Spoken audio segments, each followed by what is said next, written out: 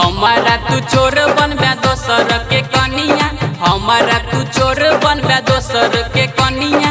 गाम वाली छौरी गे ऐ तो कल बरतिया, गाम वाली छौरी गे ऐ तो कल बरतिया। हमारा तू चोर बनबे दोसर के कनिया, हमारा तू चोर बनबे दोसर के कनिया। गाम वाली छौरी गे ऐ तो कल बरतिया, गाम वाली छौरी गे ऐ तो कल बरतिया। गाम वाली छौरी गे छौरी गे, गाम वाली छौरी गे ऐ तो कल डीजे उमेश सुखीपुर बाजार। रोज घुमेलियो हटिया बाजार गे, दोसर के खातिर अब को दिल काट गे, को दिल काट गे, को दिल काट गे। रोज घुमेलियो हटिया बाजार गे, दोसर के खातिर अब को दिल काट गे।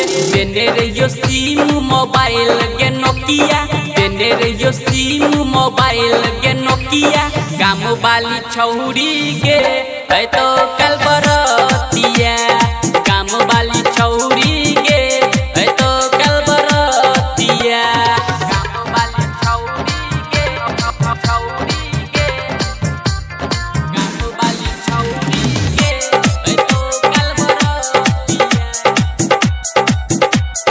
गाम वाली छौरी डीजे उमेश सुखीपुर बाजार। तोरे चक्कर में रहन कुमार गे, राइटर अजीत के मानलू ने बात गे, राइटर अजीत के मानलू ने बात गे। तोरे चक्कर में रहन कुमार गे, राइटर अजीत के मानलू ने बात गे। गायक सचिन ओम के मानवी गे बतिया, गायक सचिन ओम के मानवी गे बतिया।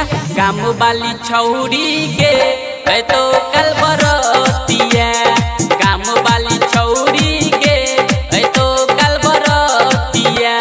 हमारा तू चोर बनबे दोसर के कनिया, हमारा तू चोर बनबे दोसर के कनिया। गाम वाली छौरी गे ऐ तो कल बरतिया, गाम वाली छौरी